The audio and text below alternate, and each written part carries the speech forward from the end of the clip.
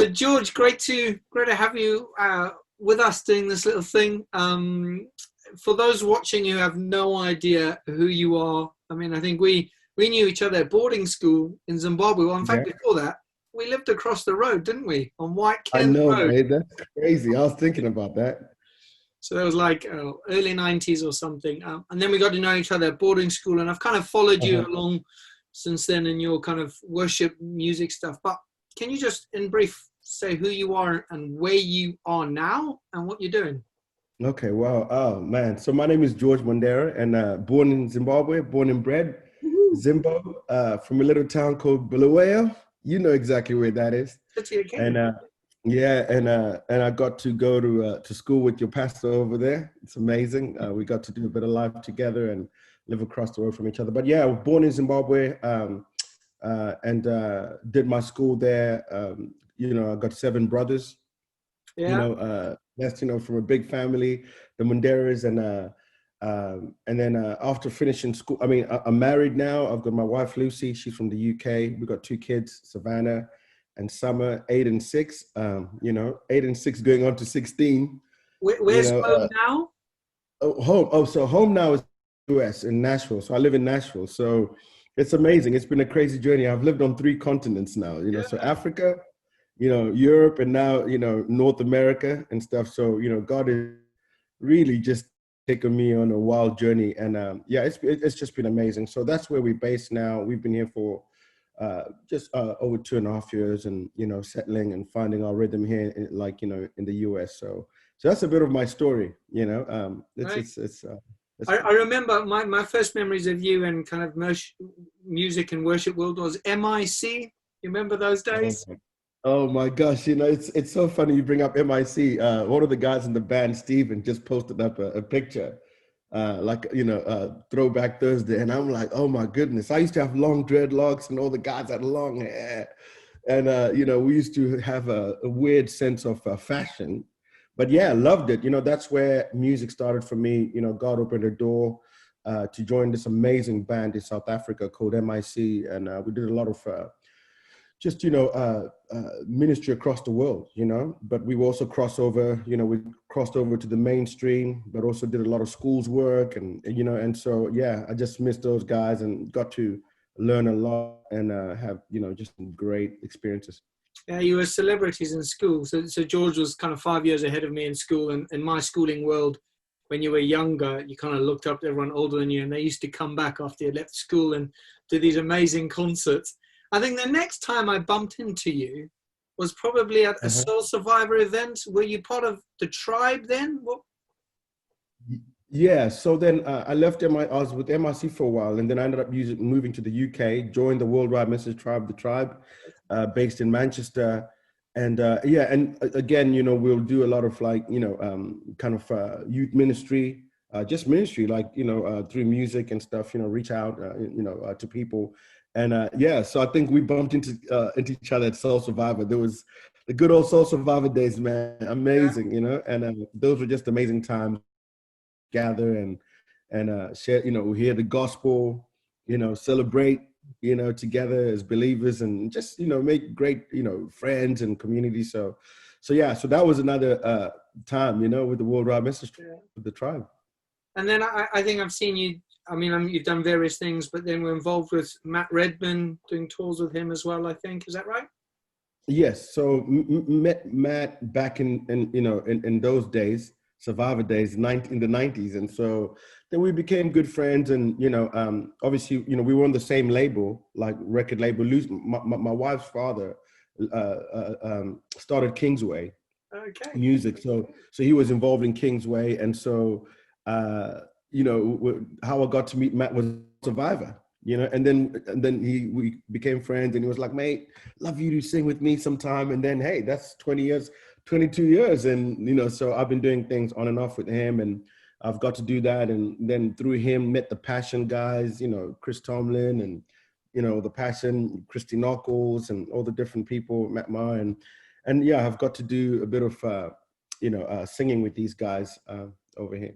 You've been such an encouragement. I mean, I'm sure for many, but I think I remember arriving as 13 and you must have been something like 17 at school. I think it was a pivotal time for me, and to have had, particularly in our context, Christians that we could look up to was amazing, and to have seen your faithfulness and fruitfulness since then has really spurred on. So thank you. And kind of really the main reason I pestered you for this is I know you've done some of your own stuff, and at the beginning of lockdown in the UK, so early 2020, I came across your song Heaven Symphony. Yeah. And I think I listened to it on loop when I went on prayer walks for days, because I think it really hits for me. I mean, so many things, but it hits two big things in our world today. I think it speaks about identity.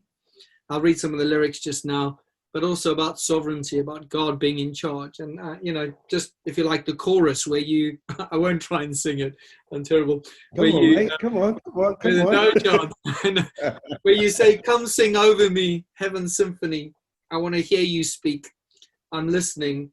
Make your heart for me my favorite melodies. That's an identity thing. I want to hear what God says of me. I want to hear what God says is true. I want to hear what, he's speaking over me.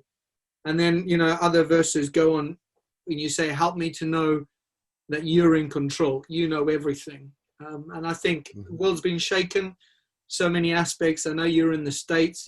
Currently, it's political upheaval. There's been racial upheaval, and you've probably experienced that at various phases of life. And then just generally, the world's telling us what we should think about ourselves, what we should find value in the whole time. So your song has been kind of a shot in the arm of truth and encouragement in these times. So thank you. And I just want to hear a bit more about it, really. Where did the song come from? A bit of the story of the song. Wow. I mean, it's crazy. When I wrote that song, I was actually living in Germany. So we lived in Germany for a while, and moved from England to Germany. And we were in a transition period, actually. And so at that time, we knew that living in Germany was just temporarily, and then God started shifting things, and in terms of, when he's about to do something, there's just this, it's almost like, you don't know if, outward and physically and what's going on doesn't seem to match up with what's happening internally. Yeah. But God's shifting stuff. And so, that started, kind of happening. And we had a couple of opportunities, either to stay in Germany or to move to the US, go back to England, But it felt like, going back to the UK wasn't one of the options and stuff. So it kind of was like, man, staying in Germany, God, is this where you really want us? Or going to America, it just seemed like a big move after having moved family. So there was just a lot of uncertainty. We didn't really know. We're like, Lord, what do you want to do? And we can't really see a way forward. But we know that you're preparing us for something. And so during that time, I was doing a lot of traveling over to the US, and I'd always come over to Nashville to write, I had for the last few years, obviously, I'd been kind of working with all these different artists and stuff, Chris and Matt Redman and all these guys, and just touring with them. But it's almost like God started giving me my own song as well, Brilliant. And so came over here, and I had a, like a writing session with a couple of mates, a girl called Caitlin Clampett and Matt Armstrong. And, during that time, and before you always write, you kind of hang out and, chat and stuff, and I guess that's what just came to the surface when we were talking about just, man, just trying to figure out life and what God is doing. I don't know where to move and stuff, and I was just reminded of Zephaniah 3, 17, that says, the Lord your God is with you. He's mighty to save. He'll take great delight in you. He won't rebuke you, but he'll also rejoice with you with singing, Mm-hmm. And so we were just like, man, it'd be good to write a song around that, like just saying, hey, even in the midst of when you don't know what's kind of happening and what's going on and life seems a bit chaotic and it's uncertain, man, God, you're still in charge, you're still reigning, you're still delighting in us. And even though we sometimes making, not really sometimes the best choices, but God, you're still sovereign, you're still over us, you're still kind, you're watching over us. And so that's where the song came out of, like, and we just kind of started like, God, I need to hear your voice in this moment, Mm. because I don't want to move without you. I don't want to go without you. I don't want to stay without you, Yeah. And so it was just a time where I felt like, God, I just need to stop, like, and just, because you're always working, you're always speaking. So let me hear what you're actually saying, because Mm. you're always saying something, So, yeah, so that's what the song came out of. And, the song, God gave us that song, basically. Brilliant. I mean, so, it works because it's truth. It works so many ways. It sounds like for you, it was kind of quite a directional thing.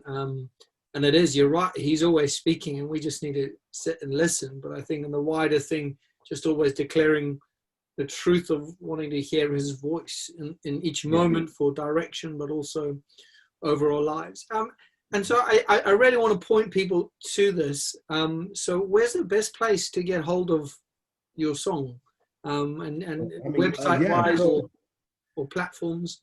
Yeah, so you can get it on YouTube. You can listen on Spotify. I've had the privilege to be able to release songs, in this last season. This year, I mean, not the best time to release songs, but also the best time to release songs. I think nothing ever happens by mistake. Like, I'm in terms of, when I say not the best time, everyone stopped touring. The world just shut down. And it feels like, I mean, we all know what's going on with COVID and just the pandemic. It affected everyone, and so I feel like just being able to release songs that carry truth and maybe can encourage people has been great. Just the feedback that I've got has been awesome. So yeah, so you can find the song on YouTube, on all the different platforms, on Facebook, there's video there, Pandora, iTunes, like all the different, it's everywhere. And so yeah. Great. What other songs should we look out for? Just throw out some names of what you've done. Yeah, so I've got a song called All the Power, and that song is just around the cross. It's about the cross, of the saving power of Jesus. And I wrote that with a couple of guys. We're talking about how they do a lot of prison ministry and stuff, and they'd seen just the amount of people getting saved in some of the American, I mean, there's some huge prisons over here in the US, and they couldn't believe just, how lives were getting transformed, by the power, of Jesus, and just, broken lives, getting restored. These guys who were done, society tells them that, you're written off totally. But God, has a way of turning lives around, man, and just doing amazing things and restoring people. And they were saying, like, even some of the guys in prison, tithe more than some of in the church. And they're in a big church. They're saying, when you look at it percentage-wise, these guys just wanted to give everything, because of what Jesus had done for them. And so, that song, All the Power, came out of that. Like, again, just a conversation. And so it's around the cross, and so that's another song. And then there's a song called Ready, which is a kind of a vibey song, about just, wanting to be led by the Spirit of God. Lord, when your Spirit comes, I'm ready. I'm just ready for you to move. Take me where you want to take me. Lead me where you want to lead me, with confidence and everything. And so that's a song called Ready. And then I've got a song that I've just released last week, actually, called More of You.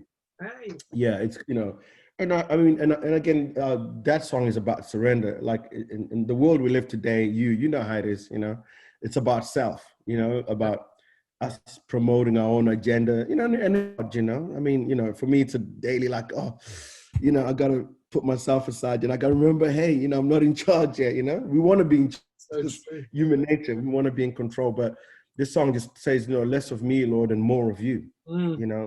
May I decrease that you increase, And I feel like when we live life like that, like, it's better because God knows what's best for us, and He wants to lead us and take care of us, and yeah. So it's a song of surrender. So it's called More of You.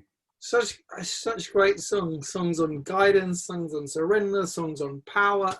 I love it. And just hearing kind of your heart, you can see they're songs that have come out of an overflow of what's going on. So just want to personally thank you for the encouragement it's been to me, and I'm sure to so many others. Grateful that